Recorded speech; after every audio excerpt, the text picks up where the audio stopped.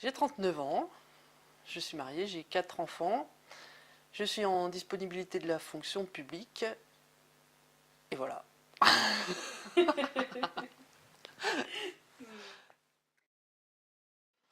Alors j'ai commencé en 2009, ça fait presque 4 ans, et dans les circonstances suivantes, en fait, c'était par rapport à mes enfants, j'avais de plus en plus de mal à être heureuse d'être avec eux. Je me voyais comme une mauvaise mère qui faisait pas ce qu'il fallait pour eux. J'avais l'impression que pas que je les brimais, enfin que voilà, que ça se passait mal avec eux et je voulais absolument faire quelque chose, me changer moi pour être mieux avec eux et épanouir mes enfants. J'étais en train de lire un livre sur la chance et il y avait un exercice, il fallait choisir 6 choses qu'on avait envie de faire et puis et tirer au dé et parmi ces 6 choses là il y avait faire un stage de développement personnel et c'est tombé sur ça. Il y avait aussi faire du cheval, enfin il y avait différentes bricoles que je jugeais importantes à l'époque. Et, et voilà, c'est tombé sur faire un stage de développement personnel. Alors j'ai commencé à chercher, j'avais lu des trucs sur la programmation neurolinguistique. Et je trouvais les stages un peu fumeux, on comprenait pas trop le contenu exact, puis c'était assez cher. Et en cherchant, j'ai trouvé sur internet le site de Valérie, qui m'a bien parlé, que ce soit d'un point de vue Reiki ou chamanisme. Et ça m'a donné envie d'aller voir. Et puis c'était pas loin puisque j'habitais dans la région de Toulouse. C'était bien pratique, dans le Tarn.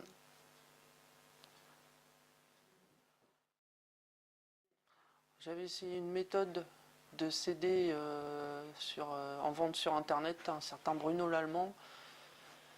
Sa méthode s'appelait Ressources et Actualisation. Et c'était des méditations guidées. Mais bon, ça me plaisait bien, hein, mais ça donnait pas grand changement. Par où commencer? Une autre vision de la vie, carrément. Le premier stage, ça m'a reconnecté à quelque chose que je sentais depuis longtemps, mais que j'avais étouffé, c'est que la vie, c'était pas forcément ce qu'on nous vendait, ce que j'avais vu chez mes parents ou chez les gens que je connaissais ou mes collègues de travail, etc. Ça m'a redonné espoir dans le fait que la vie, ça pouvait être beaucoup plus léger, beaucoup plus agréable à vivre qu'un fardeau à porter, à dérouler jusqu'à la mort. Et du coup, ouais, ça a réveillé une espèce de truc que j'avais perdu de l'enfance. Qu'est-ce qu'il fallait que je dise d'autre?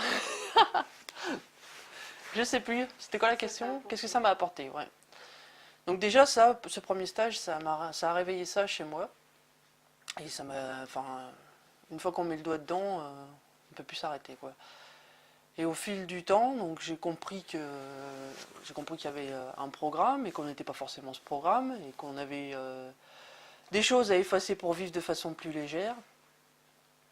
Et petit à petit, j'efface. Ça m'a apporté que, à un moment donné, j'ai plus pu continuer mon travail comme je le faisais avant. Donc c'est pour ça que je me suis mise en disponibilité, parce que c'était vraiment trop un écartèlement d'aller travailler tous les jours. Ça a apporté une période assez délicate quand même, parce que outre le travail qui me plaisait plus du tout, il y avait aussi la vie de famille qui était pas évidente à gérer. Donc il y a eu des moments difficiles, mais ça a permis d'avancer et maintenant j'ai une vie qui commence à être vraiment différente. J'ai su, le fond du fond, c'est que j'ai su retourner vers ce que j'aimais vraiment. Là, pour moi, c'est gambader dans la nature, c'est être à proximité des chevaux, essayer de faire des choses avec les chevaux, c'est être légère toute la journée, respirer, être joyeuse, pas me prendre la tête, ou le moins possible. Puis ouais, voilà, voir les choses différemment, carrément, quoi. Quand il y a des pépins qui arrivent, on les prend plus comme des pépins, on les prend comme des choses éventuellement à régler, ou quelquefois il n'y a rien à faire, mais voilà, ça se fait. Soit ça passe, soit on fait ce qu'il y a à faire, et puis on n'en fait pas un fromage. Tu choisiras, hein. Qu'est-ce qui me semble essentiel dans ce travail? On prend de la distance en fait par rapport à ce qu'on croit être. Et il y a quand même une partie de l'ego qu'on voit du jeu qui mène et on prend conscience que c'est quand même un peu de la foutaise, quoi. Qu'on est téléguidé par tout un tas de croyances et qu'en fait on peut agir sur ça, on n'est pas obligé de se laisser piloter toute sa vie par des choses extérieures. On peut reprendre les rênes et vivre vraiment sa vie.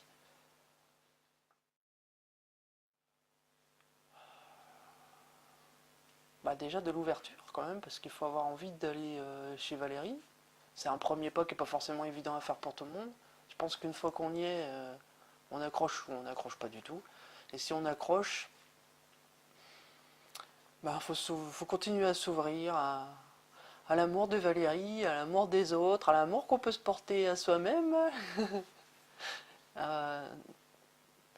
Faut pas vouloir être trop pressé non plus. C'est ce qui peut être un peu frustrant par moment parce qu'on a des fois pas l'impression d'avancer, mais en fait, tout d'un coup, quand on se retourne, on s'aperçoit qu'on a fait du chemin, qu'il y a plein de choses qu'on croyait avant et qu'on croit plus. Ouais, ça demande quand même de la pugnacité, ça demande quand même l'envie d'aller creuser en soi. C'est pas tous les jours facile, mais voilà, faut prendre ça aussi comme un jeu dans le fond. On s'amuse à détruire des parties de programme en utilisant du reiki, en utilisant le chamanisme.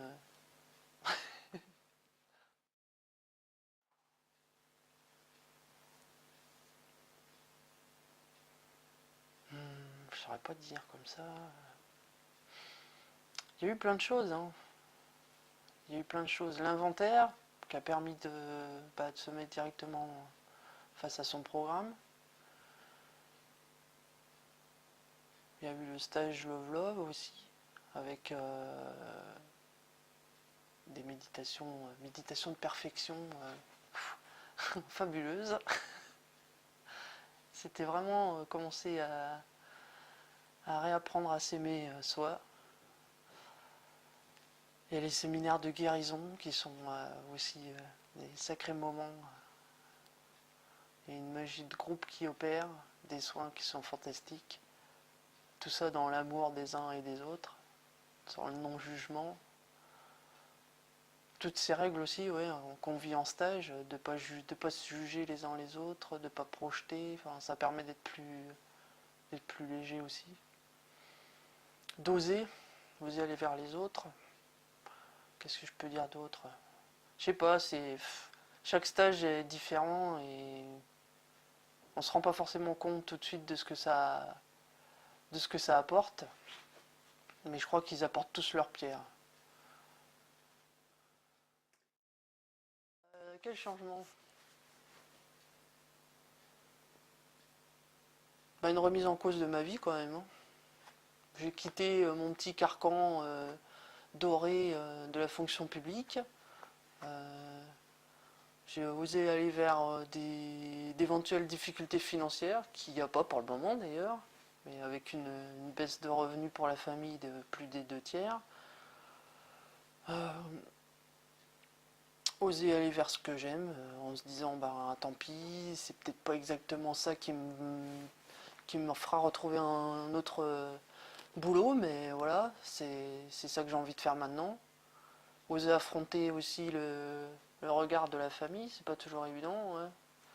Parce que mon mari, il a eu du mal à suivre mes pérégrinations. Puis finalement, il s'est laissé emporter aussi dans le flot. En fait, je me rends compte que j'apprécie la vie carrément différemment. Quand je prends le temps de me poser pour respirer, c'est que du bonheur. Quand je marche dans la nature, c'est complètement différent de ce que je pouvais ressentir avant. Je me laisse plus bercer par les bruits que je peux entendre, dans les oiseaux, les odeurs. J'ai vraiment une reconnexion au sens.